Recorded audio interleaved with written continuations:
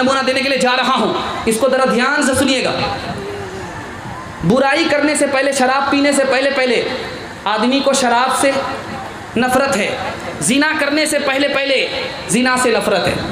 लेकिन जैसे ही शराब पी लिया, ज़िना कर लिया तो उसको अफसोस होता है। इसका राज क्या है? जब मर्द और औरत एक जगह जमा होते हैं, गैर मर्द गैर औरत, तो बीच में शैतान आ जाता है और शैतान नफ़रत की चीज़ को मोहब्बत की चीज़ बना देता है, कड़वी चीज़ को मिठाई की चीज़ बना देता है। अब ये गुनाह कर लेते हैं, अब शैतान वहाँ से हट जाता, अब अफसोस होता है कि मैंने बड़ा ख़तरनाक गुनाह कर लिया। शैतान से कैसे बचेंगे? सिर्फ 4 रास्ता है। हाथ उठाइए इंशाअल्लाह। 4 रास्ता। पहला रास्ता, आप दुआ कीजिए, ऐ मेरे परवरदिगार मुझे शैतान से बचाइए, अल्लाह आपको बचा लेगा। दूसरा रास्ता बता रहा हूँ, आप कलिमा पढ़िए, ला इलाहा इल्लल्लाह वहदहु ला शरीका लह लहुल मुल्कु व लहुल हम्द व हुवा अला कुल्ली शैइन क़दीर। रात में भी हिफाजत होगी, दिल में भी हिफाजत होगी। तीसरा तरीका बता रहा हूँ, आयतुल कुर्सी पढ़िए। चौथा तरीका बता रहा हूँ, हामीन तंजीलुल किताबि मिनल्लाहिल अज़ीज़िल अलीम, सूरह मोमिन की पहली और इब्तदाई आयत को पढ़ लीजिए, शैतान से हिफाजत हो जाएगी इंशाअल्लाह। मोबाइल रात में देखेंगे, दिन में नहीं देखेंगे, आप रहिए इंशाअल्लाह। ये देखिए, बहुत लोग डिस ब्रेक मारे हैं, अल्हम्दुलिल्लाह पूरा बेदार हो गए, लेकिन 2-4 लोग फिर भी पटरी छोड़ है।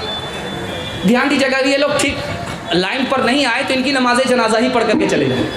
ज़रा ध्यान दीजिएगा, एक आदमी कंबल ओढ़ करके रास्ते में सो रहा है, किसी ने ठोकर मारा, कहा कौन हो रहा बीच रास्ते में सो रहे हो? कहा मैं शैतान हूँ। कहा शैतान का काम सोने का तो नहीं है, शैतान का काम तो गुमराह करने का है। कहा कि मैं इसलिए सो रहा हूँ कि मोबाइल ने मेरा काम कर दिया, मोबाइल हाथ में पकड़ा दिया हूँ, अब मोबाइल मेरा काम कर रहा है, इसलिए मैं आराम से सो रहा हूँ, जाग नहीं रहा हूँ। आप मोबाइल से बच जाइए, गलत इस्तेमाल से बच जाइए, शैतान आपको, अल्लाह आपको शैतान से बचा लेगा इंशाअल्लाह। मोबाइल में देखना है, तकरीर देखिए, तिलावत सुनिए, इससे ईमान ताज़ा होगा। लेकिन मोबाइल में फ़िल्म मत देखिएगा, फ़िल्म देखने से शैतान आप पर गालिब आ जाएगा, किसी काम को मुकम्मल होने नहीं देगा, शैतान से आपकी हिफाजत नहीं होगी। हाथ जोड़ करके आपसे कह रहा हूँ, इंशाअल्लाह शैतान के बहकावे में नहीं आएंगे। हाथ उठाइए इंशाअल्लाह।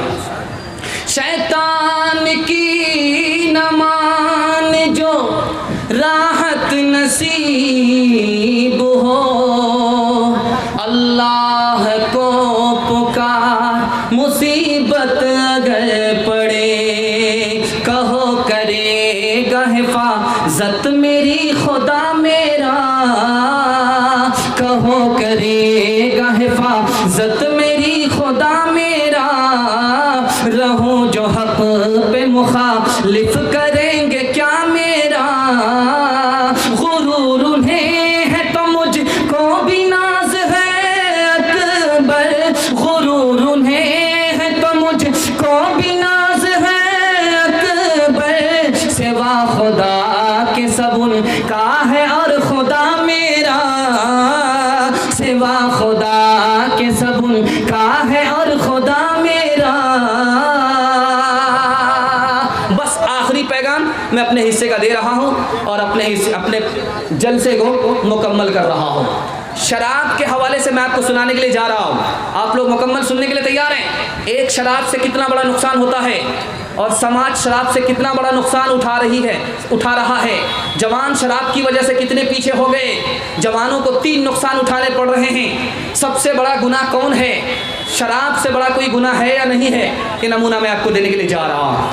एक आदमी सिर्फ शराब पी रहा है घर का और उसकी बीवी 3 बार मुसीबत उठा रही है, उसके मुंह की सड़ी हुई बदबू उसकी बीवी को झेलना पड़ रहा है।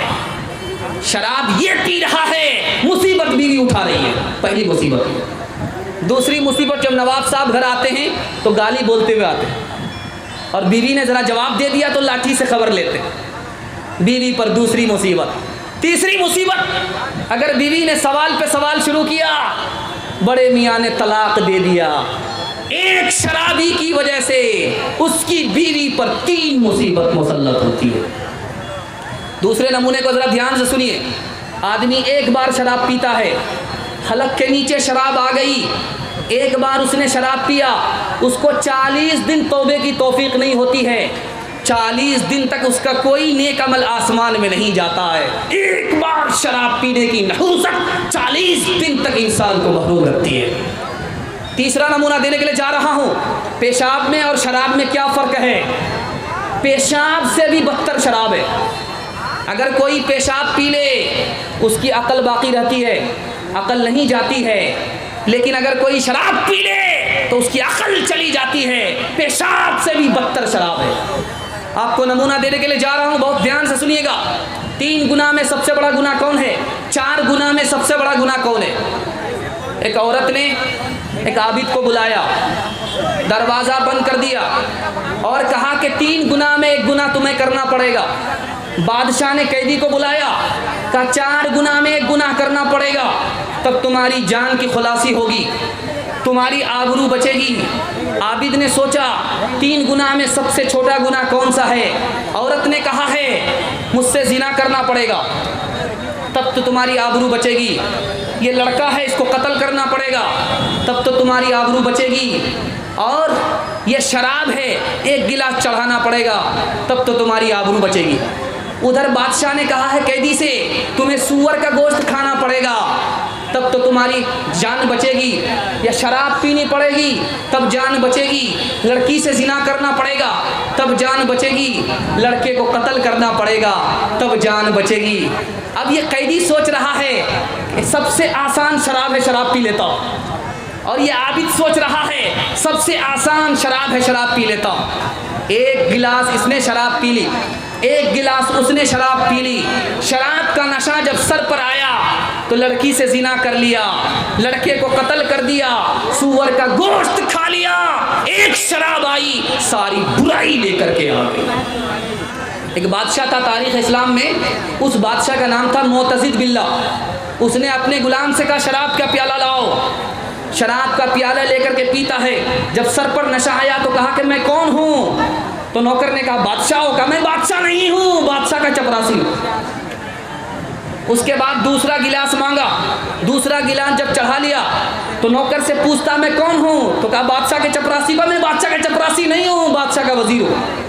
तीसरा गिलास लेता है, जब उसका नशा चढ़ता है तो पूछता है कि मैं कौन हूँ? तो कहा कि वजीर हो। का मैं वजीर नहीं हूँ, बल्कि बादशाह का सिपह सालार हूँ। चौथा गिलास लेने के लिए जैसे उसने हाथ बढ़ाया, ये हाथ खींच करके बैठ गया कि चौथा गिलास मैं आपको दे नहीं सकता।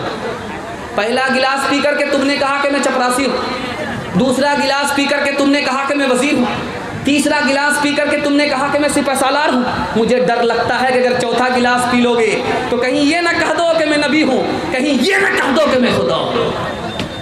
शेरो शराबो नगमा के हकदार बन गए,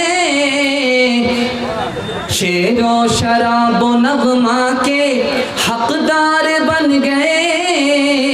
बंदे खुदा को भूल के फनकार बन गए। ईमान को कुफर, कुफर को ईमान समझ लिया। ईमान को कुफर, कुफर को ईमान समझ लिया। 2 घोंट पी के और सिया कार बन गए। 2 घोंट पी के और सिया कार बन गए।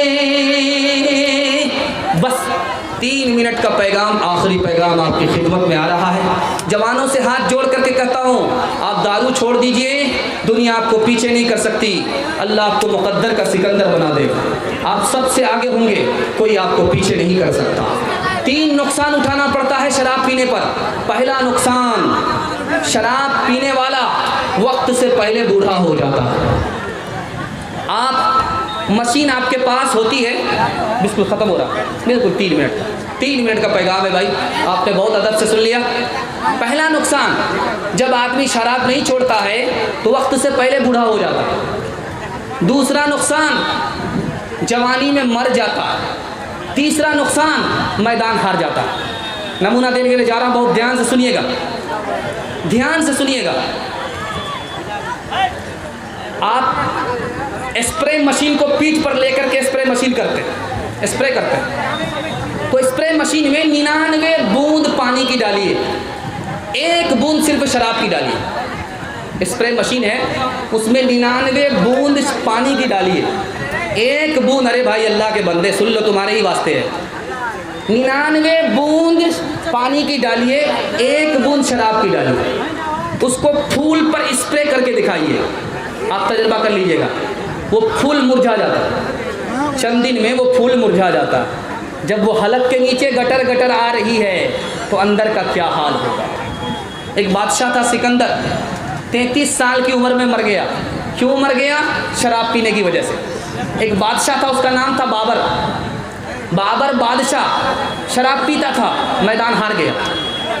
तौबा करता है, ऐ खुदा मैं शराब से तौबा करता हूँ, शराब पीने की वजह से मैं मैदान हार गया, मैं शराब से तौबा करता हूँ। जैसे ही उसने इधर तौबा किया, इब्राहिम लोधी से उसकी जंग होती है, वो मैदान मार करके फातेह हो गया, अपने ख़ानदान में उसने हुकूमत को ला करके बाबर बादशाह का खिताब हासिल कर लिया।